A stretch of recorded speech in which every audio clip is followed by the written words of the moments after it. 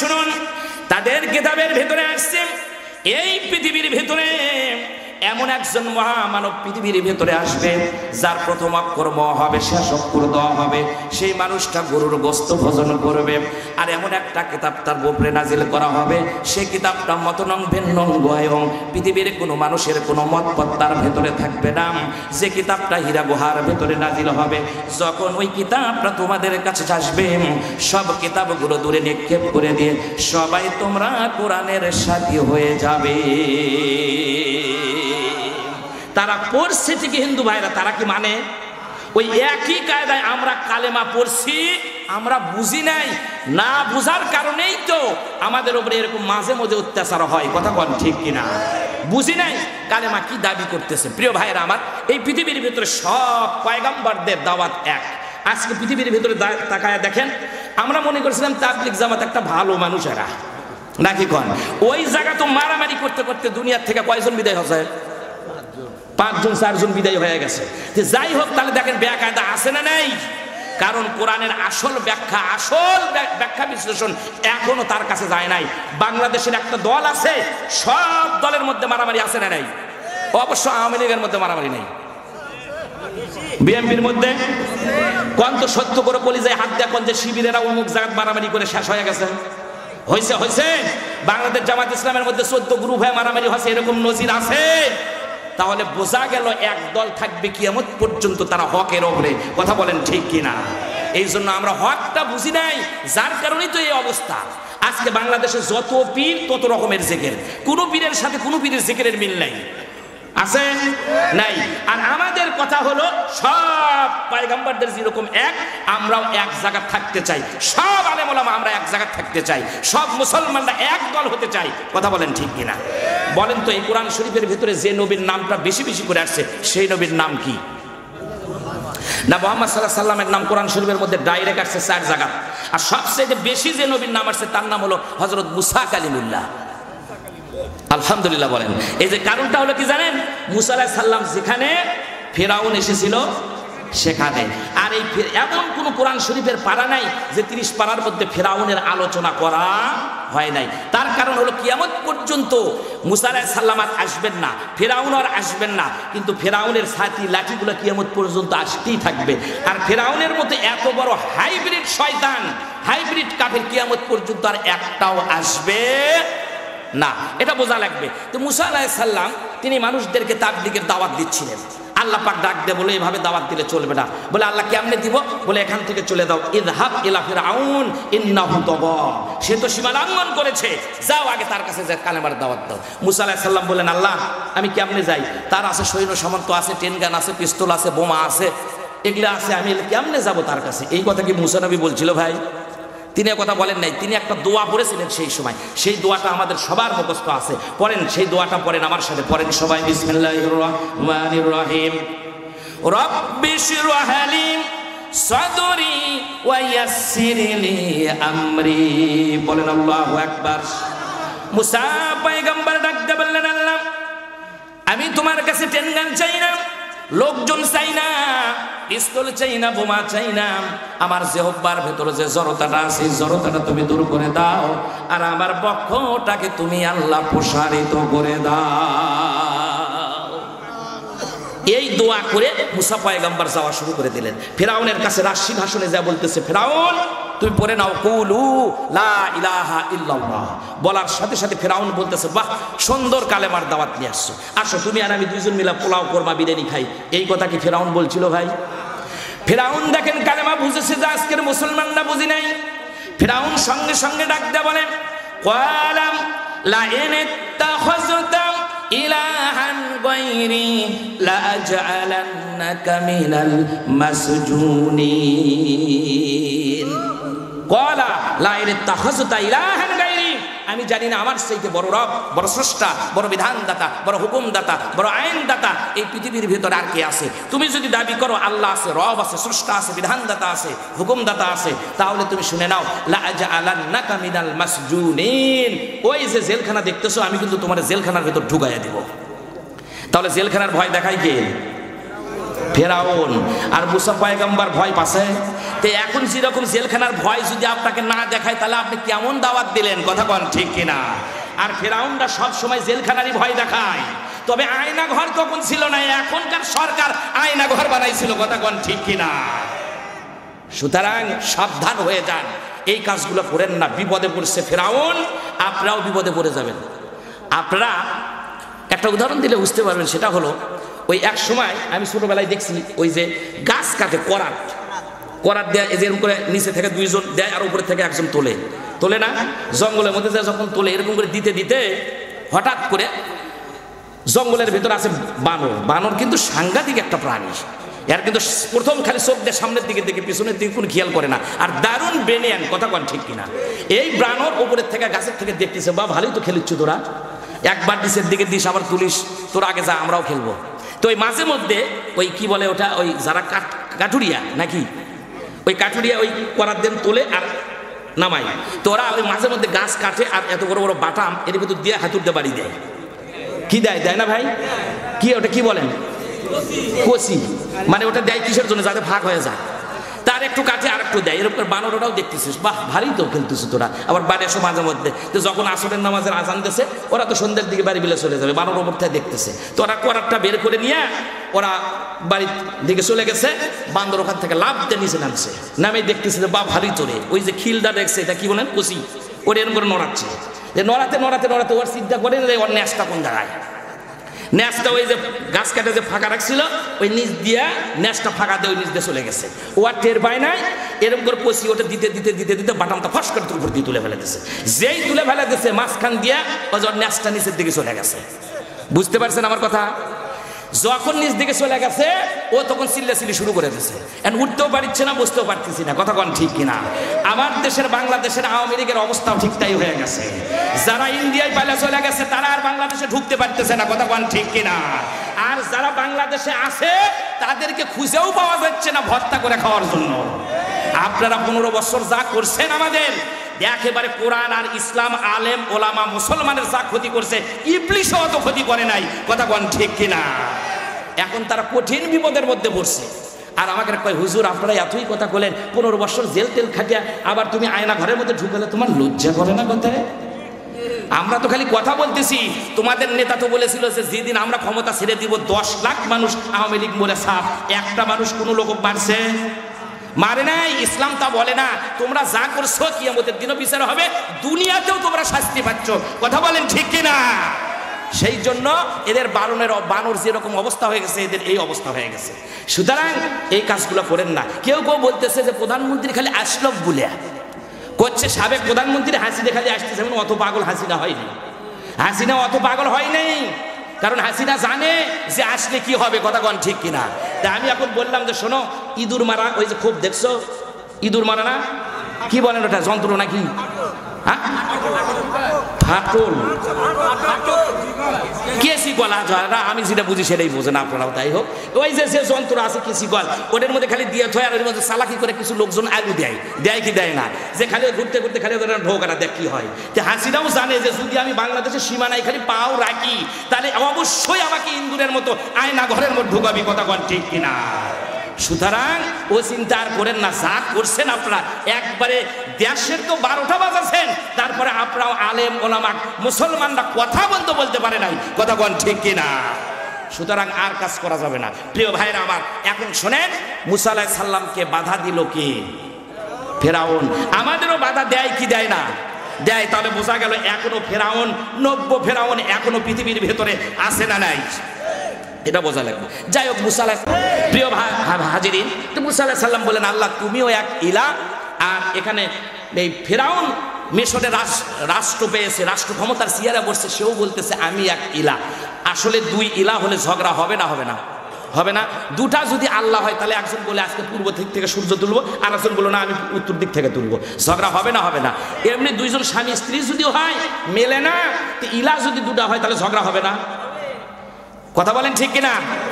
আবার ভাইরা, মুসা পয়গম্বর আল্লাহকে ডেকে যখন বলল, আল্লাহ রাব্বুল আলামিন তখন ডাক দিয়া বললেন, মুসা রে, এই জায়গার ভেতরে ফেরাউন ও ইলা, ফেরাউনের কথা যদি সব লোকজনগুলা শোনে, গাছে শোনে, সাগরে শোনে, সমুদ্র শোনে, সবাই যদি তাকে ইলা বলে মানে তাহলে তুমি তাকে বলে দাও তাফসিরে তাবারির ভেতরে আসছে এই জায়গার ভেতরে একটা সাগর আছে, এই সাগরের পানিটা উত্তর দিক থেকে দক্ষিণ দিকে চলে যাচ্ছে।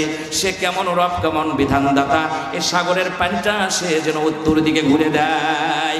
মুসা পয়গম্বর যখন এই কথা বললেন রে ভাইরা আমার, বলার সঙ্গে সঙ্গে ফিরাউন তখন ডাক দেয়া বলে, মুসা রে তুমি তোমার বাসার দিকে চলে যাও, আমি কত বড় রব, কত বড় বিধানদাতা তুমি জানো না? সাগরের পানি পর্যন্ত আমার হুকুমে উত্তর দিক থেকে দক্ষিণ দিকে চলে যায়, আমি এটাকে ঘুরে উত্তর দিকে করে দেব। আল্লাহর হুকুমে মুসা পয়গম্বর হাঁটি হাঁটি পা পা করে তিনি তার বাসার দিকে যাওয়া শুরু করে দিলেন। যখন তিনি বাসার দিকে চলে গেলেন, এই দিকে ফিরাউন তার সিংহাসন থেকে নেমে, তার সুন্দর একটা ঘোড়া ছিল, ঘোড়ার ওপর সওয়ার হয়ে তার সিংহাসন ছেড়ে, শহর ছেড়ে, এলাকা ছেড়ে তিনি যাওয়া শুরু করে দিলেন।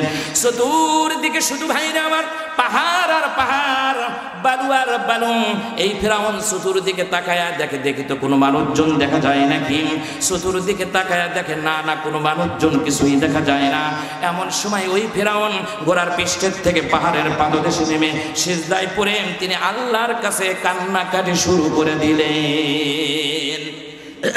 কান্নাকাটি করতেছে আর বলতেছে, আল্লাহ তুমি একজন রব আছো, তুমি একজন ইলা আছো, তুমি একজন বিধানদাতা আছো, তোমারে আমি ঠিকই মানি, কিন্তু আমি মুসা নবীরে একটু দেখাতে চাই। সমুদ্রের পানিটা দয়া করে তুমি উত্তর দিকে ঘুরে দাও না। চোখে চোখে চোখ মেলায়াম, ইশারাতে কাম হাই, দিল মে খুশি মুখ মে হাসি, না শোকে কি কাম হাই। পৃথিবীর মানুষেরা চোখের ইশারায়, চোখের ঠাওরে কাজ করতে পারে রে ভাইয়েরা আমার। পৃথিবীর মানুষের চোখে ফাঁকি দিতে পারে, কিন্তু আল্লাহ রব্বুল আলামিনের চোখে কেউ কোনোদিন ফাঁকি দিতে পারবে না। কথা বলেন ঠিক কি না? মানুষ চায় যে আমি সব মানুষের চোখে ফাঁকি দিয়ে গোপনে কাজ করব। পৃথিবীর সব মানুষের চোখে ফাঁকি দেওয়া যায়, কিন্তু আল্লাহর চোখে কেউ কোনোদিন ফাঁকি দিতে পারবে না। ফিরাউন সিজদায় পড়ে কাঁদতেছেন। এই জন্য মুফাসসির কিরামগণ তারা বর্ণনা করেছে যে এই ফিরাউন যদিও সে কাফের, এরপরে তার 6টা গুণ ভালো ছিল। জোরে বলেন কয়টা গুণ? কি আপনাদের মুখস্থ আছে? তাহলে আমার কাছ থেকে কথাটা শুনেন। বলবেন নি হুজুর ফিরাউন তো ও তো টাটকা কাফের, এক সার্টিফিকেটে সব শেষ। কথা বলেন ঠিক না বেঠিক? তেও যদি কাফের হয় আর ভালো গুণ কি হয়? অনেক সময় চোর ডাকাত এদেরও কিছু ভালো গুণ থাকে, থাকে না? থাকে না? হঠাৎ করে আপনার ধরেন এলাকার মধ্যে, শিবপুরের মধ্যে যদি সলিমুদ্দা ডাকাত সবচেয়ে খারাপ এ নামে যদি থাকে, তাহলে আবার রাগ করেন, এটা বুঝানোর জন্য, ফর এক্সাম্পল। তো এখন বলতেছে এক দোকানদার, এখন বলতেছে এই সলিমুদ্দিন গালি দাও কেন? ওই ডাকাত হবার পারে, সন্ত্রাসী হবার পারে, খারাপ হতে পারে, কিন্তু আমার দোকান থেকে যতদিন বাইক ইলেছে ওই জীবনে কোনোদিন মেরে খায়নি। তাহলে আর একটা গুণ ভালো হলো না? আর একজন দোকানদার চা আলা বলতেছে এই শোনো, আমার দোকানে যতদিন চা খাচ্ছে জীবনে কোনোদিন টাকা বাইরে খায়নি। তাহলে আর একটা গুণ ভালো হলো না? আর একজন বলতেছে শোনো, সলিমুদ্দিন ডাকাত হবার পারে, কিন্তু দেখো তো আমাদের এই গ্রামের মধ্যে, ইউনিয়নের মধ্যে জীবনেও কোনোদিন চুরি করেনি। তাহলে তার আর একটা গুণ ভালো হলো না? এই জন্য মুফাসসির কিরামগণ গবেষণা করে করে তারা দেখেছে যে ফিরাউন যদিও সে কাফের, এরপরে 6টা গুণ ভালো ছিল। কিন্তু গুণ থাকলে কি হবে?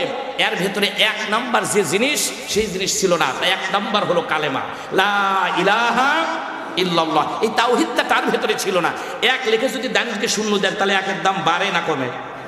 1 লেখে ডান দিকে শূন্য দিলেন, কত হলো? আর একটা শূন্য দিলেন, আর একটা শূন্য দিলেন, হাই সর্বনাশ, 1-এর পরে শূন্য দিলে কত দাম! আচ্ছা 1 লেখে যদি আমরা বাম থেকে শূন্য দিতে দিতে একবারে চলে গেলেন দিল্লি পর্যন্ত নিয়ে, কত হলো? বাইবেলের শূন্যর কোনো দাম আছে? 1 হলো ইমান। ইমান ছাড়া যত কিছুই মানুষ ভালো কাজ করুক, একটাও আর দরবারে কবুল হবে না। কথা কোন ঠিক কিনা? ফিরাউনের এই 6টা গুণ যদিও ছিল ভালো, কিন্তু তার ভেতরে, তার কলিজার ভেতরে ইমান ছিল না। ইমানের দাবি হলো তাসদিক বিল জিনান, ইকরার বিন নিসান, আমল বিল আরকান। একটা হলো তোমার জবান দিয়ে বের করা লাগবে লা ইলাহা ইল্লাল্লাহ, আর একটা হলো কলিজার ভেতরে রাখা লাগবে, আর একটা কাজ করে দেখার লাগবে যে আমি হলাম মুসলমান। কথা বলেন ঠিক কিনা? এই 3টা দিক যদি ঠিক না থাকে, খালি মুখেই বলা হবে, অন্তরে যদি না থাকে কাজ হবে না। কথা বলেন ঠিক কিনা? আমার ভাইয়েরা, ফিরাউনের 6টা গুণ ছিল। 1 নাম্বার গুণ হলো রাজ্যের ভিতরে তিনি ঘুরে ঘুরে দেখতেন কোন মানুষ অনাহারে আছে কিনা। যদি কোনো মানুষ অনাহারে থাকে, তাহলে তো তার রবগিরি চলবে না, স্রষ্টাগিরি চলবে না। যার কারণে ফিরাউন মিশরের সবগুলো মানুষের খাবারের ব্যবস্থা সে নিজে করে দিত। কাজটা কি খারাপ করছে? করে নাই। মুসা নবী যখন বলতো যে রব তো ওহাকে বলা হয় যাহাকে যখন কোনো জিনিস চাওয়ার আগে পৌঁছে দেয়, তার নাম রব। তে আল্লাহর কাছে আমরা চাই নাই যে আল্লাহ আমার সুন্দর বডি দাও, বাংলাদেশে জন্ম দাও, আমাকে সুন্দর সুজলা সুফলা দেশ দাও, সুন্দর স্ত্রী দাও, সুন্দর বডি দাও, জৈবন দাও। এল্লা আল্লাহর কাছে কোনোদিন চাইছি? যে আল্লাহ চাওয়ার আগে পৌঁছে দেয় তার নাম রব, তার নাম রব। তিনি যে ফিরাউন বলতেছে তাহলে আজকের থেকে আমি খাবারের ব্যবস্থা করে দিলাম, তাহলে তো আমি রব হয়ে গেলাম। জোরে কর নাউজুবিল্লাহ। আসলে রব কে? ওই যে ছোটবেলা ছোট ছোট বাচ্চারা গজল গায় না, আল্লাহ আমার রব, এই রবই আমার সব, আল কোরআনের পথ এটাই আসল পথ, অন্য পথে অন্য মতে নাই যে রহমত। আল্লাহ আমার রব, এই রবই আমার সব। মাঝে মধ্যে সঙ্গীত অনেক আছে, যদি দুই এক লাইন করে বলি অসুবিধা হবে? আবার ভাইরা 2 নাম্বার গুণ হলো ফেরাউনের, শেষ রাত্রে উঠে আল্লাহর কাছে এমন ভাবে কান্নাকাটি করত, তার কান্নাকাটি শুনে পশু পাখিরা পর্যন্ত অষ্টনিষ্ঠ হয়ে যেত। পশু পাখিরা আল্লাহ পাককে ডেকে ডেকে বলতো, আল্লাহ এই ফিরাউন যে এত সুন্দরভাবে কান্নাকাটি করে, মুসা পয়গম্বরের হাতে কালেমা পড়ে তুমি একে মুসলমানের দলের মধ্যে নিয়ে নাও। আল্লাহ ডাক দিয়া বলে, এই পশু পাখি তোরা জানিস না, তোরা বুঝিস না, এই ফিরাউন শুধু আমি আল্লাহ আমাকে মুখ দিয়া বিশ্বাস করে, অন্তর দিয়া কলিজা দিয়া কখনো এই শয়তান আমারে বিশ্বাস করে না, অন্তর দিয়ে বিশ্বাস করে না। এই হলো সেই ঈমান। এর ঈমান তো ওই রকম, মসজিদের মধ্যে যখন আমরা থাকি, মসজিদের মধ্যে থাকি তখন কি হুজুর মসজিদ থেকে বের হওয়ার পরে দেখবেন ইমামেরই জুতো চুরি করলে চলে গেছে। অবশ্য আপনাকে এখানে নাই, অন্য অন্য জায়গায় যাওয়া হয় আছে, তাহলে আলোচনা বুঝতে সুবিধা হবে। এরপরে ভাইয়ের আমার 3 নাম্বার গুণ হলো ফিরাউনের, সুবহে সাদিকের পূর্বে একটা সময় আছে, ওই সময়ের নাম হলো সুবহে কাযিব। ওই সময় মিশরের ভিতরে একটা আল্লাহর পক্ষ থেকে রহমতের বাতাস প্রবাহিত হতো, আর ওই বাতাসটা যার শরীরের ভিতরে লাগতো তার জীবনে কোনোদিন রোগ হতো না, ব্যারাম হতো না। আর ওই বাতাসটাই আল্লাহ রব্বুল আলামিন ফিরাউনের শরীরের মধ্যে লাগিয়ে দিয়েছিলেন, যার কারণে যতগুলো তাফসীর আমি পড়াশোনা করেছি রে ভাইরা আমার, আমি লক্ষ্য করে দেখেছি ওই ফিরাউনের 400 বছরের মধ্যে তার কোনো রোগ নাই, ব্যারাম নাই। 400 বছরের মধ্যে যার কোনো রোগ নাই, ব্যারাম নাই। এমনি 15 বছর ক্ষমতা থাকলে হুজুররা সব জেলখানা, কথা কন ঠিক কিনা? আর 400 বছর যদি যার রোগ নাই, ব্যারাম নাই, ডায়রিয়া নাই, পাতলা পায়খানা নাই, ডায়াবেটিস নাই, কিচ্ছু নাই, সে মানুষকে মানুষ মনে করবে? আল্লাহকে দেখতে পারে না, আল্লাহ পর্যন্ত বুড়ো আঙ্গুলি সে দেখাইছে। প্রিয় ভাইরা আমার, এই জন্য এই ফেরাউনের গুণ হলো এটাও যে তিনি রাতের বেলাতে ঘুরে ঘুরে দেখতেন, আর আল্লাহ পাক তার বাতাস শরীরের ভিতর লাগানোর কারণে তার জীবনে কোনোদিন রোগ নাই, ব্যারাম নাই। আর মুমিন বান্দার যদি কেউ যদি বলে যে না আমার কোনো রোগ নাই, ব্যারাম নাই, তাহলে বোঝা যাবে যে এই ফেরাউনের লাতি, কথা কন ঠিক কিনা? বুখারী শরীফের মধ্যে আসছে, মুসলমান বান্দার পায়ে যদি কাঁটাও বেঁধে যায়, এই কাঁটা ফোটার কারণে আল্লাহ পাক মুমিন বান্দার গুনাহ মাফ করে দেয়। জোরে কন সুবহানাল্লাহ। তাহলে আমাদের লস আছে, মুসলমানের লস আছে? লস নাই। প্রিয় ভাইয়ের আমার, এরপরে বন্ধুরি 4 নাম্বার গুণ হলো ফেরাউনের পোশাক যখন পরতো, মুসা পয়গম্বরের শরীরের ভিতরে যেরকম পোশাক থাকতো, মুসা পয়গম্বরের শরীরের ভিতরে কেমন পোশাক থাকতো? আমাদের মতো ঢিলাঢালা পোশাক থাকতো, জুব্বা থাকতো, পাঞ্জাবি থাকতো। ওই মুসা পয়গম্বরকে অনুসরণ করে করে ফেরাউন নিজেই পোশাকগুলো পরিধান করত। চিন্তা করছেন, ফেরাউনের পোশাক হলো মুসা আলাইহিস সালামকে অনুসরণ করে করে পোশাক তৈরি করত। আর আমাদের দেশের মডেলটা দেখেন তো, এহ জগৎ আর পর জগৎ, এই 2 জগতের শত্রু হলো, একটা হলো চিত্র জগৎ, আর দিনাজপুরের মাঝে আছে হলো ভিন্ন জগৎ। এই 2 জগৎ আসে ভাই আমাদের ছেলে মেয়েদেরকে একবার শেষ করে ফেলে দিল, কথা কোন ঠিক কিনা? হাই রে হাই, ওগুলা কি পোশাকের সাইড ছেলেকে রে মনে হয় প্যান্ট মেশিনের মধ্যে দিয়া পায়ের সাইড দিয়ে সেলাই করে দিয়েছে, আছে না নাই? যদি পেশাব পায়খানার দরকার হয় দেখবে রাস্তার মধ্যে খালি চেন গোনা টান দেয়, যন্ত্র বের করে কাম সারে, লোকজন দেখে মনে করতেছে মনে হয় ঠিক আলুর বৃহৎ ওষুধ দিচ্ছে। এরকম যুবক আছে না নাই? আরে কুকুর যখন পেশাব করে, কুকুর তো পেশাব করার সময় পা একটা উপর দিকে তোলে, আর তুমি তো মুসলমানের সন্তান হয়, কুকুরের চাইতেও খারাপ, কথা কন ঠিক কিনা? তুমি দাঁড়িয়ে থাকা পেশাব করো, তোমার লজ্জা করে না? সেই জন্য সাবধান হয়ে যায়।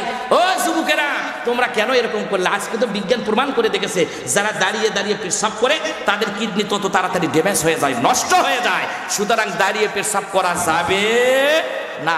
যখন পুরুষ মানুষেরা দাঁড়িয়ে পেশাব করে তখন মানুষ কিডনিটা এরকম ঝুলতে থাকে, আর যখন পেশাব করে ফেলে দেন, দেওয়ার কিডনির সাথে সূক্ষ্ম সূক্ষ্ম রক, শিরা উপশিরা আছে, এগুলো তখন নষ্ট হয়ে যায়। এই জন্যই তো তখন কিডনি দাঁড়ে ব্যথা করে, কিডনির সমস্যা হয়েছে। এতকে ডাক্তার লাগবে মুসলমানদের, কথা কোন ঠিক কিনা? রোগ ব্যারাম হবে ঠিক আছে, কিন্তু এত সমস্যাটা কি কারণে হয়েছে? জাহারাল ফাসাদু ফিল বাররি ওয়াল বাহর বিমা কাসাবাত আইদিন নাস, কথা কোন ঠিক কিনা? জলে স্থলে যে বিপর্যয় দেখি, এটা আল্লাহ পাক দেয় না, এটা হলো আমাদের দুই হাতের কামাই। এটা বোঝা লাগবে, এটা বোঝা লাগবে। আজকে আমার এলাকার ভিতরে একজন লোক ইন্ডিয়াতে গেছে ঘাড়ের ব্যথা নিয়ে, তো ইন্ডিয়ার হিন্দু ডাক্তার পর্যন্ত বলছে এই তোমার নাম কি? তো নাম দেখছে যে মুসলমানের নাম বলছে, তখন বলতেছে আচ্ছা তুমি মুসলমান হলা, তো তোমার তো ঘাড়ের ব্যথা হওয়ার কথা না। বলে কেন? তুমি ফজরের নামাজ পড়ো না? আল্লাহু আকবার বলেন। একজন হিন্দু মানুষ, সে তো বিধর্মী, তারপরে ফজরের নামাজের কথা তার জবান দিয়ে বের হয়ে যায়। তাহলে আমাদের কথাগুলো, আমাদের কাজকর্মগুলা, নবীদের কাজগুলো কত সায়েন্টিফিক, কত বিজ্ঞান ভিত্তিক, বলেন আল্লাহু আকবার। তে বলতেছে কেন? ওই ফজরের নামাজের সময় কেউ যদি সালাম ফেরে, ডান দিকে আর বাম দিকে সালাম ফেরার কারণে তার এই গলার ভিতরে অনেকগুলি শিরা উপশিরা আছে, রগ আছে, আছে না নাই? এগুলি যখন সালাম ফেরার কারণে আল্লাহ পাক ঘাড়ের ব্যথা আল্লাহ পাক তাকে ভালো করে দেয়। আর আমরা নামাজই পড়তে যাই না, মসজিদ ঠিকই বানাই, কথা কোন ঠিক কিনা? মসজিদগুলো হচ্ছে পাকা, আর আমাদের ইমানগুলো হচ্ছে ফাঁকা ফাঁকা, কাঁচা না, এখন ফাঁকা হয়ে গেছে, কথা বলেন ঠিক কিনা? প্রিয় ভাইরা আমার, এই জন্য যুবকদের বলবো এইরকম পোশাক কি আর চলবে? ঢিলা ঢালা পোশাক পরা লাগবে, ঢিলাটা নবীদের সুন্নত, কথা কোন ঠিক কিনা? আর নবীরা যা কিছু করেছে, সুন্নত পালন করেছে, যেগুলা সব সুন্নতটাই হলো বিজ্ঞান ভিত্তিক। একটা সুন্নতের মধ্যে বিজ্ঞান ছাড়া নাই, কথা কোন ঠিক কিনা? তবে শুনুন, বাংলাদেশে সব সুন্নত আছে, একটা সুন্নতের অভাব আছে, সেটা হলো কি? আমরা মেসাক করি সুন্নত আছে, দাড়ি বড় করা সুন্নত আছে, টুপি পরা সুন্নত আছে, পাগড়ি পরা সুন্নত আছে, জুব্বা পরা সুন্নত আছে, একটা সুন্নত অভাব আছে, সেটা সব পয়গম্বরদের, সেটা হলো নবীরা যে রাজত্ব করেছে, রাষ্ট্রপ্রধান ছিলেন, এই সুন্নতের বড় বাংলাদেশের অভাব আছে, কথা কোন ঠিক কিনা? বাংলাদেশে এই সুন্নত কি আছে? তার মানে রাষ্ট্রের চেয়ারে বসা লাগবে, এই সুন্নতের কথা কোনো হুজুর ওয়াজ করবে চাই না, কথা কোন ঠিক কিনা? বেমাক চোরটাকে বসাইছি, মসজিদের ইমাম হুজুরক বানাইছি হলো 8 শতক 10 শতকের মসজিদ যখন বানাইছি, বানানোর পরে ইমাম যখন নিযুক্ত হয়, ইমাম মানে কি? ইমাম মানে কি ভাই? একটু আওয়াজ দিয়ে বলেন। নেতা। এই নেতা যখন বানায়, নেতা বানানোর পর দেখবেন কি সুন্দর, নেতার আগে দেখে দেখি দাড়ি কত বড়, নেতা টুপি কি কালারের মাথার দেয়, টুপি উঁচা না ছোট, গায়ে জুব্বা আছে কি নাই? আচ্ছা, মসজিদের এত সুন্দর ছোট্ট একটা জায়গার জন্য যদি এত কিছু দেখে, শেষ পর্যন্ত দেখে যে ওর বউ কি করে। যদি বউ একটা খালি হাঁস চড়ায়, ওই ইমামের পিছনে নামাজ পড়া জায়েজ দেয়, কথা কোন ঠিক কিনা? হাঁস যদি নিয়ে যায় মাঠের মধ্যে, ওই ইমামের পেছনে চলে না। আমার প্রশ্ন হলো, মসজিদের ইমাম যদি এত কিছু দেখার পরে যদি এই ইমামের জন্য যদি এত কিছু দেখেন, আপনার এলাকার যারা মেম্বার হয়, যে ইমাম হয়, সেই ইমামের খবর কি? এই তো বুঝতে পারছেন। সেই জন্য ওই ইমাম যখন বানাবেন, মেম্বার হোক, চেয়ারম্যান হোক, এমপি হোক, মন্ত্রী হোক, মসজিদের ইমামের যেরকম চরিত্র, ওই চরিত্র দেয় দেশের মেম্বার, চেয়ারম্যান, এমপি, মন্ত্রী বানানো দরকার আছে না নাই? আছে না নাই? শোনেন, কিয়ামতের দিন কিন্তু আমরা চোরের কাতারে আমাদের নাম চলে যাবে। আল্লাহ পাক বলবেন কিয়ামতের দিন, কুল্লু উনাসিন বি ইমামিহিম, তোমরা তোমাদের ইমামের পেছনে কিয়ামতের দিন দাঁড়ায় যাও। আমরা সেই দিন ইমামের পেছনে দাঁড়াবো, ঠিক আছে। সেই ইমামগুলো কি জানেন? আমাদের বাংলাদেশের 2 ইমাম হলো লেডিস, কথা কোন ঠিক কিনা? কারণ আমরা যে ইমামের পিছনে ইক্তেদা করতেছি, ইমাম যে ওই ইমামকে ইক্তেদা করতেছে। দেশের যারা মুসারু, তাসারু, গাজারু, চোর, ডাকাত, সন্ত্রাসী, তাদের দলে আমরা চলে গেছি, কথা কোন ঠিক কিনা? সেই জন্য সাবধানে ভোট দিবেন, কোন চোর, চোরটা, গুন্ডাকে, লম্পটকে ভোট দিবেন না। ইমামের মতো যদি চরিত্র না হয়, ভোট আপনি যতই দেন, কিয়ামতের দিন হাজি হোক, গাজী হোক, বক্তা হোক, হুজুর হোক, চোরের কাতারে দাঁড়ান লাগবে। আমরা কি চোরের কাতারে দাঁড়াতে চাই? শোনেন, ইঁদুর যখন রমজান মাস আর জ্যৈষ্ঠ মাস আছে, ওই আমার দাদা নানারা গল্প করছে, ইঁদুরে নাকি 6টা বিয়ে করে। এটা কোরআনের কথা না, হাদিসেরও কথা না, কথা কোন ঠিক কিনা? আর ইঁদুর কিন্তু একটা সাংঘাতিক প্রাণী। ইঁদুর দেখবেন যখন ওই তার কাছে কি লাইট আছে, কিংবা যেটাতে খোরে, ওর কাছে কিন্তু কি বলেন আপনারা ওটা? হ্যাঁ, শাবল। ও শাবল থাকে ওর কাছে। কি সাংঘাতিক প্রাণী, দাঁত দিয়ে এমন খুন করে, খুন্দুক করে অনেক দূর পর্যন্ত নিয়ে যায়। আর ওই গারস্থ দেখে কেড়ে বস্তা ধার দিয়ে দেখে কেমন বস্তাত কেমন ইয়া নেই, ধানটাই কমে যায়। কারণটা কি? হঠাৎ করে সামনে দিয়ে ইঁদুর হেঁটে গেছে, করছে ও বুঝতে পারছি ইঁদুর ধান চুরি করে নিয়ে যাচ্ছে। ইঁদুরও খুব চালাক, এক পুরো খুন করে আর পুরো বার করছে, কথা কোন ঠিক কিনা? মাঝখানে কিছু এক জায়গার ভিতর গোল করে রাখছে, ওই জায়গা নিয়ে যাচ্ছে ধানগুলো দিয়ে যা রাখে। গাছ তো চিন্তা করতেছে ইঁদুরও ডিজিটাল যে জানে যে এখনকার যে সাবমার্সিবল নামছে, খালি লল এসে যদি ওর মধ্যে দেয়, তাহলে যদি আমি ওর মোড়া যদি আর একটা কানা না বের করি, আর একটা মুখ না বের করি, তাহলে তো ওর মধ্যে পানি খায়া খায়া দুনিয়ার থেকে বিদায় হওয়া লাগবে। কথা কোন ঠিক কিনা? আর যদি এই মুখে বাইরে হয়ে চলে আসি, তাহলে লাঠির বাড়ি আসে না দেয়, আসে না নাই? এই জন্য ইন্দুর চালাকি করে কয় এক বুড়ো তো কাটছি আর এক বুড়ো মুখ বার করছি। বাংলাদেশের 15 বছর যারা রাজত্ব করেছে এরা ইন্দুরের মতো নেতা। কথা কোন ঠিক কিনা? এরা এক বুড়ো গর্ত করছে, ইন্ডিয়ার যা মুখ বার করছে। কথা কোন ঠিক কিনা? যার কারণে বাংলাদেশের সব সম্পদ গুলো চুরি ডাকাতি করে সব ইন্ডিয়া আর আমেরিকা দিয়ে যাবার চাই। কথা কোন ঠিক কিনা? সেই জন্য ইঁদুর মারা নেতা আর আমরা দেখতে, এটা মনে করা লাগবে। এটা মনে করে সামনে নির্বাচন আসতেছে, সেটার চিন্তা ভাবনা করা লাগবে। তবে ডক্টর ইউনূস বলছে আগে সংস্কার দরকার। কথা কোন ঠিক কিনা? তারপরেই দরকার হলো সরকার। কি ভাই, কি খেয়াল করছেন? খেয়াল করছেন? আপনারা এত আগে নির্বাচন চান কেন? আমি তো মনে করতেছি ডক্টর ইউনূস যেভাবে চলতেছে এখনো ভালো দেখা যাচ্ছে, চলুক নাকি আরো কয়েক বছর। কথা কোন ঠিক কিনা? কারণ একজন যদি 15 বছর ভোট ছাড়া হবার পারে সরকার, যে আমাদের আবার ইউনূস যদি থাকে 5 বছর, তাহলে সমস্যা কোন জায়গায়? তবে যত ডক্টর ইউনূস থাকবে আমাদের হুজুরদেরই তত উপকার হবে। কথা বলেন ঠিক কিনা? প্রিয় ভাইয়েরা আমার, এই জন্য এই কথা বললাম। তা আমরা ইঁদুর মার্কা নেতা আর দেখতে চাই না। প্রিয় ভাইয়েরা আমার, এরপরে আমি বলতেছিলাম হলো ফেরাউনের পোশাকের কথা, মনে আছে? আর ওরে বাপ রে বাপ, মা বোনদের পোশাকের সাইজ দেখছেন?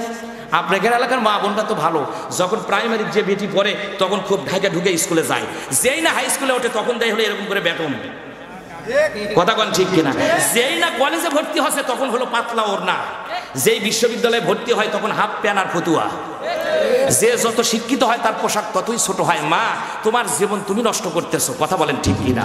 শুধু তাই নয়, মহিলারা চোখের ভুরু যা আসলে একটাও হয়নি, সব তুলে ছাপ করে ফেলে দিয়েছে। আজ বুঝতে পারছি কোন মুরব্বী বারে। শোনেন, মিশকাত শরীফের হাদিস, বুখারীর হাদিস, প্রত্যেকটা কথার পিছনে দলিল ছাড়া মুস্তাফিজার হুজুর কথা বলে না। যারা চোখের ভুরুগুলা টেনে টেনে তুলে ফেলে দেয়, অথবা শেষে ফেলে দেয়, অথবা সেকন করে শুরু করে, আল্লাহর নবী বলেছেন ওই নারীর প্রতি লানত। যে নারীরা চোখের ভুরুগুলা টেনে টেনে তুলে ফেলে দেয়, আল্লাহর পক্ষ থেকে ওই নারীর প্রতি লানত বর্ষণ হয়। লানত মানে হলো গজব, গজবের জায়গা হলো দোজখ।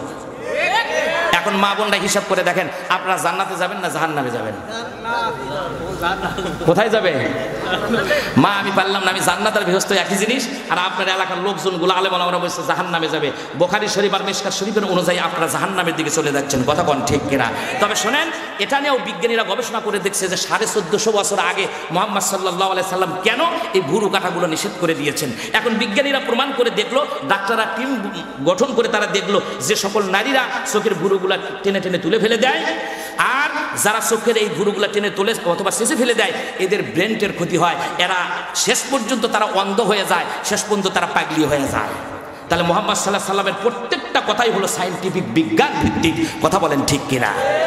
আমরা বিজ্ঞান ছাড়া কোনো কথা বলি না। আমরা মনে করে, মানুষজন মনে করে যে হুজুরা কমই মাদ্রাসাত পড়ে, আলিয়া মাদ্রাসাত পড়ে এরা আর কি শিখছে, এরা বিজ্ঞান জানে না, কোরআন জানে না, কিচ্ছু জানে না, এরা খালি কোরআন পড়ছে এই পর্যন্তই। আর আল্লাহ পাক বিজ্ঞানের কথা কোরআনেও বলছে, বলছে না? বলে নাই?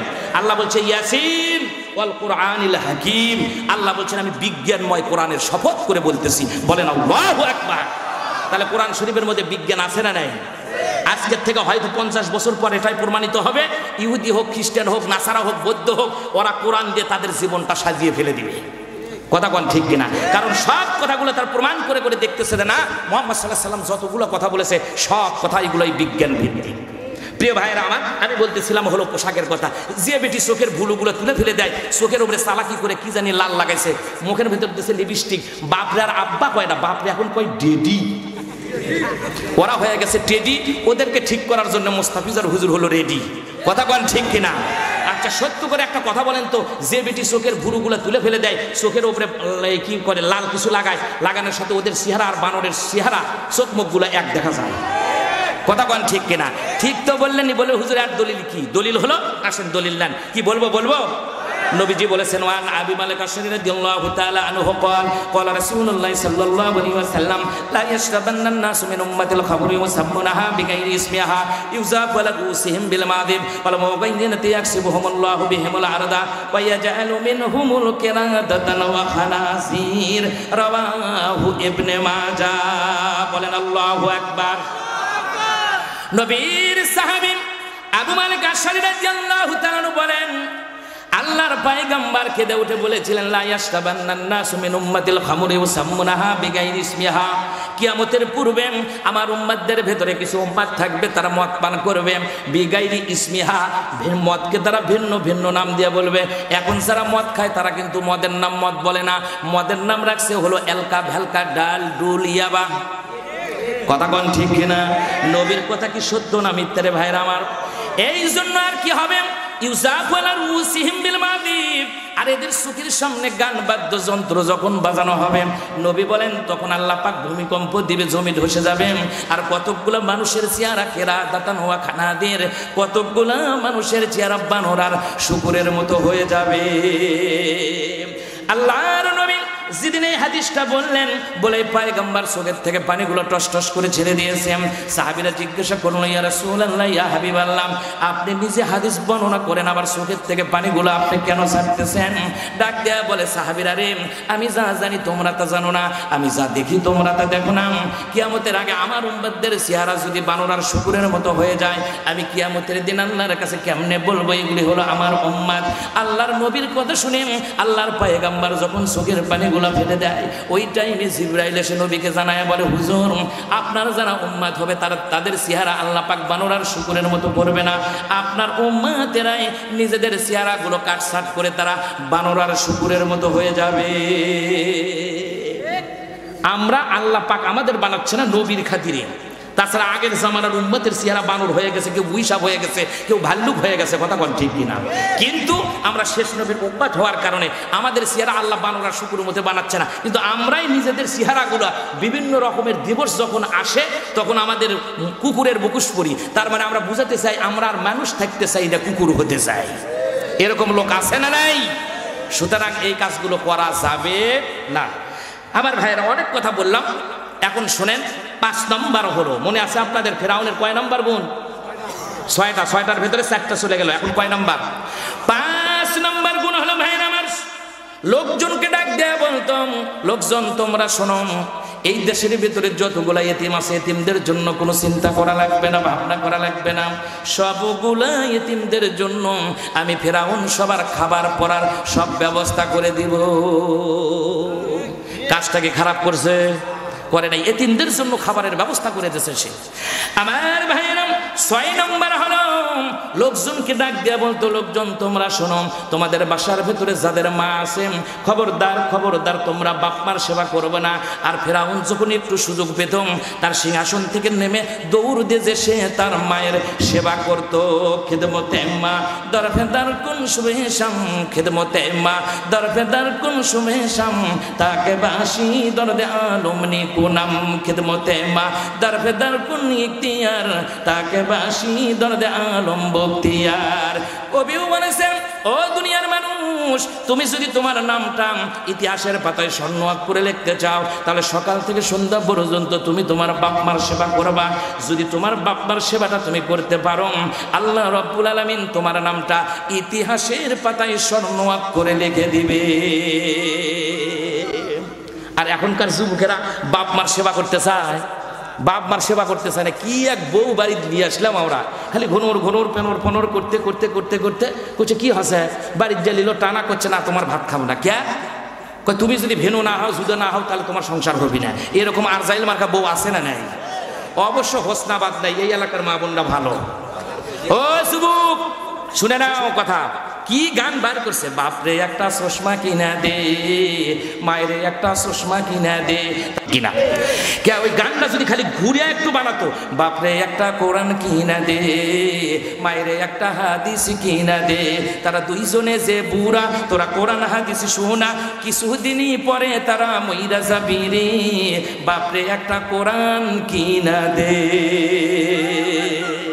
কি ভাই ভালো হতো না চরিত্র তো আমাদের গেছে সব নষ্ট হয়ে গেল। আমার ভাইরা, এই জন্য বাপ মাকে কষ্ট দিয়ে না। বাপ মা যে কত বড় একটা নিয়ামত, যারা বেঁচে আছে তারা বুঝতে পারতেছে না, যাদের মারা গেছে তারাই বুঝতেছে। কথা কোন ঠিক কিনা? এই জন্য বাপ মা, ওই যে একজনের বলে বাপ মারা গেছে, গ্রামের সব মুরব্বী এসে বলতেছে বাবা কাঁদিস না কাঁদিস না, আমরাই তো তোর বাপ। আসলে বাপের আদর কেউ দিতে পারবে?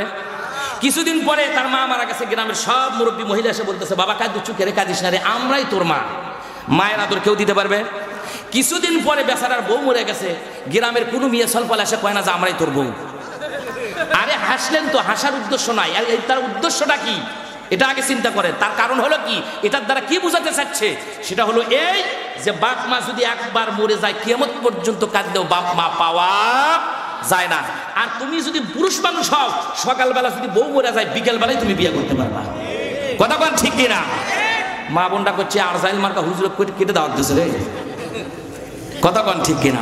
না মা, আপনাদের রাগ করার জন্য আপনিও একদিন শাশুড়ি হবেন। আপনি আপনার এই মানে শ্বশুর শাশুড়ির সাথে যেরকম ব্যবহার করবেন, আপনি ডায়েরিতে লিখে রাখেন, আপনি যেদিন শাশুড়ি হবেন আপনার পুত্রবধূ আপনার চাইতেও খারাপ ব্যবহার করবে। কথা কন ঠিক কিনা? সুতরাং বাপ মাকে কষ্ট দেওয়া যাবে না। প্রিয় ভাইয়েরা আমার, অনেক কথা বললাম আমি, আপনারা কি বিরক্ত হচ্ছেন? আর অল্প সময় কথা হবে, কি রাগ করতেছেন? 12টার মধ্যে শেষ না কিছুক্ষণ চলবে? চলবে? তাহলে শোনেন, ওই যে ফেরাউন কিন্তু কাঁদতেছে, মনে আছে? আচ্ছা, ফেরাউন যখন কাঁদে, সিজদায় পড়ে ফেরাউনের মতো টাটকা কাফের কাঁদতেছে, তাহলে আমাদের নামাজ পড়ার দরকার আছে না নাই? মানে যে কয়জন পড়ে ওই কয়জন নামাজ পড়ার দরকার আছে, আর বাকিগুলোর দরকার নাই? কি দরকার আছে না নাই? যদি দরকার না থাকে রে বন্ধু, একটা ছোট্ট করে ঘটনাটা বলে দেই। কিতাবের নাম হলো দুররাতুন নাসিন। ওই কিতাবের ভিতরে সুন্দরভাবে বর্ণনা করা হয়েছে ভাইরা আমার, কিতাবের ভিতরে এইভাবে বর্ণনা করা হয়েছে, হকে আন্নাল মাউতু রাসূলুন ফিস জামানে আবু বকর সিদ্দিক রাদিয়াল্লাহু তাআলা আনহু ফাকামু ইলাল জানাজাতিল ফাইদাল কাফুনু ইয়াতাহারুনাকু ফানাজারু ফাওয়াজাদু হাইয়াতুন মুতাওয়াক্কাদুন তালবুহু ফি উনুকি ফাআরাদা কাতলাহা ফাকালাতিল হাইয়াতু লা ইলাহা ইল্লাল্লাহু মুহাম্মাদুর রাসূলুল্লাহ। সবাই পড়েন সাল্লাল্লাহু আলাইহি ওয়াসাল্লাম, বলেন আল্লাহু আকবার। আবার ভাইরা, কিতাবের নাম হলো দুররাতুন নাসিহিন। এই কিতাবের ভিতরে আমার কাছে কিতাবটা মজুদ আছে রে বন্ধু, সুন্দরভাবে বর্ণনা করা হয়েছে। আবু বকর সিদ্দিকের জামানায় তিনি ছিলেন মসজিদে নববীর নেতা, একদিকে তিনি ছিলেন দেশেরও তিনি নেতা, যোগ্য সম্পন্ন নেতা আছে না নাই? আমাদের ইমাম সাহেব মেম্বার যদি হয় তাহলে কেউ পড়তে চাবেন না, কারণ হলো চেয়ারম্যান যদি মসজিদের ইমামতি করবে, কয় ইমাম কেমনে হবে, যে বিড়ি খায় হুজুর, মাঝে মধ্যে মসুদ আগুন ধরে, এরকম চেয়ারম্যান মেম্বার আছে না নাই? ও বন্ধু, খেয়াল করে শুনুন, আবু বকর সিদ্দিক রাদিয়াল্লাহু তাআলা কেমন নেতা ছিলেন। একদিকে মসজিদে নববীর তিনি নেতা ইমাম, আর একদিকে তিনি মদিনারও, তিনি দেশেরও মক্কা মদিনারও তিনি ইমাম। এমন টাইমে একটা মরা মানুষের লাশ নিয়ে আসা হলো, নিয়ে এসে ডাক দিয়ে বলা হলো, হুজুর আপনি এই যে দেখতেছেন লাশ, তাড়াতাড়ি এর জানাজার নামাজটা পড়াইয়া দেন। আবু বকর সিদ্দিক মসজিদের ভেতর থেকে ডাক দেয়া বলে, তোমরা সব দাঁড়িয়ে যাও। আবু বকর সিদ্দিক রাদিয়াল্লাহু তাআলা আনহু তখন জানাজার নামাজ পড়ার জন্য রেডি হয়ে গেলেন। ও বন্ধুরে, আমরাও তো একদিন না একদিন দুনিয়ার থেকে বিদায় হয়ে কবরের যাত্রী হয়ে যাব। জানি না কে কোন জানি হঠাৎ করে আজকে যদি এখানে ওয়াজ নসিহত করি, জানি না কে জানি হয়তো বা কালকে জোহরের নামাজের পূর্বে দুনিয়ার থেকে বিদায় হতে পারি না। কার কখন ডাক আসবে বোঝা যাবে না রে বন্ধু। আমরা যেদিন দুনিয়াতে আসছে সেই দিন কিন্তু আমাদের আজান হয়ে গেছে, আজানের পরে কিন্তু আর নামাজ পড়তে বেশি দেরি হয় না। আবু বকর সিদ্দিক ডাক দিয়ে বলেন, আর দেরি করো না, তাড়াতাড়ি তোমরা জলদি করে আজকে এই জায়গার ভেতরে সব দাঁড়িয়ে যাও। জানাজার নামাজ পড়তে দেরি করতে হয় না, আমরা তো বক্তৃতা দেওয়া শুরু করে দেই। যদি ফরজ গোসল ছাড়া অন্য গোসলের দরকার নাই, বক্তৃতা তো দূরের কথা। কারণ হলো কোরআন শরীফটা মরা মানুষের জন্য নাজিল হয় নাই, নাজিল হয়েছে জিন্দা মানুষের জন্য। তাদের সংবিধান হিসাবে আল্লাহ পাক কোরআনুল কারীম নাজিল করেছে। আর যত বক্তৃতা সব যা হয় হলো ওই মরা মানুষের নিয়ে। কথা কোন ঠিক কিনা? আবার ভাইরা, সংক্ষিপ্ত বক্তৃতা হবে। ও বন্ধুরে, আবু বকর সিদ্দিক রাদিয়াল্লাহু তাআলা তিনি জানাজার নামাজ পড়তেছিলেন। জানাজার নামাজের তাকবীর কয়টা? 5টা না 7টা? হ্যাঁ, চারটা হলো তাকবীর। এই তাকবীর যখন তিনি তাকবীর তিনটা তাকবীর অলরেডি হয়ে গেছে, চতুর্থ তাকবীরের দোয়া তিনি পড়তেছিলেন, আল্লাহুম্মা গফির লি হাইয়িনা ওয়া মাইয়িতিনা ওয়া শাহিদিনা। এই দোয়াটা পড়তে পড়তে হঠাৎ করে ফানাজারু ফাওয়াজাদু হাইয়াতুন মুতাওয়াক্কাদুন তালুবুহু ফি উনুকি, তার নজরটা চলে গেছে হলো কাফনের দিকে। তিনি লক্ষ্য করে দেখতে পারলেন কি জানি তার ভেতরে নড়াচড়া করতেছে। এমন টাইমে জানাজার নামাজের চতুর্থ তাকবীরটা দিয়া সালামটা ফিরায়া বললেন, তোমাদের এই সাথীটাকে তাড়াতাড়ি কবরস্থানের দিকে নিয়ে যাও। আবু বকর সিদ্দিকের কথা শুনে চারজন যখন খাটনিটা তুলেছে রে ভাইয়ের আমার, কাদের ওপর তুলছে তারা নিয়ে চলে যাচ্ছে, নিয়ে যাবে এমন মুহূর্তে তারা দেখতে পারলো কি ব্যাপার রে, খাটনি সহ তাদের চারজন সহ বারবার করে নড়তেছে। ঘটনাটা কি? আবার তারা ওই জায়গার ভিতরে রেখে ডাক দিয়ে আবু বকরকে বলে, হুজুর আপনি হলেন দেশের বাদশা, মসজিদে নববীরও আপনি বাদশা, নেতা, ইমাম। হুজুর দেখেন এর ভেতরে কি জানি ঢুকছে, বারবার করে নড়াচড়া করতেছে। আবু বকর সিদ্দিক যখন তিনি শুনলেন, হঠাৎ করে তার জবান থেকে একটা কথা বের হয়ে গেল, আজকে এই জায়গার ভিতরে তোমাদের মধ্যে কে সাহসী বীর আছো, এখনই এই জায়গার ভিতরে তাড়াতাড়ি তার কাফনের কাপড়টা টান দিয়ে বের করে দেখো তো কে দেখবে রে বন্ধু। কেউ সাহস পায় না। ওই জায়গার ভিতরে ছিলেন হযরত ওমর রাদিয়াল্লাহু তাআলা আনহুম। ওমর তখন তিনি হাঁটি হাঁটি পা পা করে চলে গেলেন। যাওয়ার পর মাথার থেকে টান দিয়ে তিনি যখন বুক পর্যন্ত কাফনের কাপড়টা খুলেছেন, খোলার সঙ্গে সঙ্গে তিনি দেখতে পারলেন ফানাজারু ফাওয়াজাদু হাইয়াতুন মুতাওয়াক্কাদুন তালদুবুহু ফি উনুকি। উনুক মানে হলো ঘাড়, উনুক মানে হলো গলা। এই গলাটার সাথে একটা বিষধর সাপটা পেঁচায়া ওই মুর্দা ব্যক্তির মুখের ওপরে, গালের ওপরে, কপালের ওপরে, ঠোঁটের ওপরে বারবার করে দংশন করতেছে। এই সিনারিরা বন্ধু, এই দৃশ্য যখন তারা দেখলো, দেখার সঙ্গে সঙ্গে মুসলমান ভাইরা ওখান থেকে তারা একটু সাহাবায়ে কেরামরা ছুটে ছুটে চলে যাচ্ছে। আবু বকর সিদ্দিক ছিলেন একটু দূরে, ডাক দেয়া বলে, তোমরা এরকম করে ছোটাছুটি করতেছো তার কারণটা কি? ডাক দেয়া বলে, হুজুর আপনি তো জানেন না এই জায়গার ভিতরে কাফনের ভিতরে কেমন ভাবে জানি সাপটা ঢুকেছে। আবু বকর সিদ্দিক রাদিয়াল্লাহু তাআলা তিনিও দেখলেন রে বন্ধু। দেখার সঙ্গে সঙ্গে তিনি দেখতে পারলেন, হ্যাঁ আসলে তো সাপ ঢুকে বারবার করে দংশন করতেছে। এমন মুহূর্তে ভাই নামান তার জবান থেকে আর একটা কথা বের হয়ে গেল। ডাক দেয়া বলে, কে আসো তোমাদের মধ্যে বিজয়ী বীর ফারাদা কাতলাহা, এই সাপটাকে তোমরা কে আসো এখানে দুনিয়ার থেকে বিদায় করে দিবে। কিন্তু বন্ধু কেউ সাহস পায় না। কোনো সাহাবী একদিকে মরা মানুষ আর একদিকে তারপরে তার কাছে সাপ ধরেছে। এমন টাইমে ওমর রাদিয়াল্লাহু তাআলার কাছে থাকতেন তলোয়ার। তিনি ডাক দেয়া বলে, হুজুর কেউ যখন সাহস পাচ্ছে না, আমি ওমর এই যে দেখেন তলোয়ার, এই তলোয়ারটা দিয়ে ফারাদা কাতলাহা এই সাপটাকে আমি দুনিয়ার থেকে বিদায় করে দেব। বলাও যা কাজও তাই। ওমর রাদিয়াল্লাহু তাআলা হাঁটি হাঁটি পা পা করে চলে গেলেন জানাজান ওই মুর্দার কাছে। এরকম করে তলোয়ারটা তুলছে শুধু ছেড়ে দিলে সাপটা দ্বিখণ্ডিত হয়ে যাবে রে বন্ধু। কিন্তু হঠাৎ করে আল্লাহ রব্বুল আলামিন ওই সাপের জবানটা আল্লাহ পাক খুলে দিলেন। সাপ তখন ডাক দিয়ে বলেন, ইয়া উমর খবরদার খবরদার, ফারাদা কাতলাহা ফাকালাতিল হাইয়াতু লা ইলাহা ইল্লাল্লাহু মুহাম্মাদুর রাসূলুল্লাহ সাল্লাল্লাহু আলাইহি ওয়াসাল্লাম ইন্নাল্লাহা আমারানি আন ওয়াজিবহু ইলা ইয়াউমাল কিয়ামাহ। সিল্লা বলেন আল্লাহু আকবার। সাপ এবারে ডাক দিয়ে বলেন, এ উমর রে, এই জায়গার ভিতরে আল্লাহ রব্বুল আলামিন সত্য সহকারে বিশ্ব নবী জনাবে মুহাম্মদুর রাসূলুল্লাহ সাল্লাল্লাহু আলাইহি সাল্লামকে আল্লাহ পাক সত্য সহকারে দিন সহকারে কোরআন সহ পৃথিবীর ভিতরে প্রেরণ করেছিলেন। ওই আল্লাহ পাকের কসম করে বলতেছি, আমি পৃথিবীর কোনো নেতা নেত্রীর হুকুমে এই জায়গার ভিতরে আসি নাই। যে আল্লাহ পাক আসমান জমিনের যিনি মালিক, সেই আল্লাহ পাক যিনি আমাকে এই জায়গার ভিতরে পাঠিয়ে দিয়েছে, এখান থেকে শুরু করে ইলা ইয়াউমাল কিয়ামা আমি একে কিয়ামত পর্যন্ত দংশন করব। যখন শুনেছিলেন ভাই আমার কিয়ামত পর্যন্ত দংশন করবেন, সঙ্গে সঙ্গে ওমরের হাতের থেকে যখন তলোয়ারটা তুলেছিলেন, তলোয়ারটা সামনের দিকে না ছেড়ে দিয়ে পেছনের দিকে তিনি ছেড়ে দিলেন। তলোয়ারটা বালুর ভেতরে ঘেরে যায়। আর ওমর রাদিয়াল্লাহু তাআলা তো তিনি ভয়ের বান্দা না, ডাক দেয়া বলতেছে, সাবরে বুঝলাম তুমি পৃথিবীর কোনো নেতা নেত্রীর হুকুমে এই জায়গার ভেতরে আসো নাই। তুমি কিয়ামত পর্যন্ত আল্লাহ পাক তোমাকে বলেছে, আর কিয়ামত পর্যন্ত তুমি আমাদের জাতি ভাইটাকে দংশন করবা। কিন্তু প্রশ্ন হলো, আমাদের এই জাতি ভাইটা দুনিয়ার ভেতরে কি অপরাধ করলো যার কারণে তুমি কিয়ামত পর্যন্ত দংশন করবা? বলার সঙ্গে সঙ্গে সাপ তখন ডাক দেয়া বলতেছে, এ উমার রে, তুমি শুনে নাও, তোমাদের এই জাতি ভাইটা যতদিন দুনিয়ার ভেতরে জীবিত ছিল, দুনিয়ার ভেতরে সে 3টা অপরাধ করেছিল। এই 3টা অপরাধের কারণে আল্লাহ পাক জানিয়ে দিয়েছে, ইলা ইয়াউমাল কিয়ামা, আমি একে কিয়ামত পর্যন্ত দংশন করব। লা ইলাহা ইল্লাল্লাহ, একটু জোরে সোরে মহাব্বতে লা ইলাহা ইল্লাল্লাহ, লা ইলাহা ইল্লাল্লাহু মুহাম্মাদুর রাসূলুল্লাহ। সবাই পড়ি সাল্লাল্লাহু আলাইহি ওয়াসাল্লাম।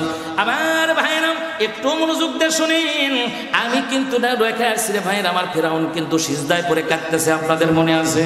আর এই জায়গার ভিতরে হযরত ওমর রাদিয়াল্লাহু তাআলা বলল 3টা কারণে তাকে কিয়ামত পর্যন্ত দংশন করবে। ও চিন্তা করেন না যে মোস্তাফিজার হুজুর ওয়াজ বাকি হয়ে যাবে, ওই জাতীয় ভালো বক্তা আমি না যে বাকি হয়ে গেলাম সামনে বছর দাওয়াত দিয়ে, ওই রকম হুজুর আমি না। আস্তে আস্তে কথাগুলো বলে শেষ করে দেই, আপনারা ধীরে ধীরে কথাগুলো শোনেন। রাজি আছেন ভাই? রাজি আছেন ভাই? আমার ভাইয়ের একটু মনোযোগ দেন। ফিরাউন যখন সিজদায় পড়ে কান্দে, আল্লাহ রাব্বুল আলামিন তখন ডাক দেয়া বলে, জিবরাইল, ওই যে দেখ দেখ পৃথিবীর সব মানুষের চোখে ফাঁকি দিয়া ফিরাউন সিজদায় পড়ে পাহাড়ের পাদদেশে কান্নাকাটি করতেছে। আর দেরি করিস না, আর রেস্ট করিস না রে জিবরাইল, জান্নাতের ভেতর থেকে একটা কাগজ আর কলম লিবি, লেওয়ার পর তাকে ডাক দিয়া বলবি, ওই সমুদ্রের পানিটা আল্লাহ পাক ঠিকই উত্তর দিকে ঘুরে দিবে, কিন্তু তোমার ওয়াদা করা লাগবে ওই সমুদ্রের ভিতরে পানি খেয়ে খেয়ে তোমার দুনিয়ার থেকে বিদায় হওয়া লাগবে। আর সে যদি রাজি থাকে তাকে যা বলবি যে জান্নাতের ভেতর থেকে কাগজ আর কলম নিয়ে আসছি, এই কাগজের ভিতরে তুমি 3টা সই করে দাও। আল্লাহ ইশারা ইঙ্গিত বোঝা বড় কঠিন রে ভাইরা আমার। মুসা পয়গম্বরের সুরত ধরে জিবরাইল আমিন চলে আসলেন, একেবারে ভাইরা আমার মানুষের রূপ ধরে চলে আসলেন। ফিরাউন যে জায়গার ভেতরে পাহাড়ের পাদদেশে কান্দে, ডাক দেয়া বলে, এই দেশের রব আপনারা রব, আবার কোন রবের সেজদা দেন, সেজদার থেকে মাথা তোলো, আর দেরি করো না রে বাদশা, তুমি না এই দেশের ইলা।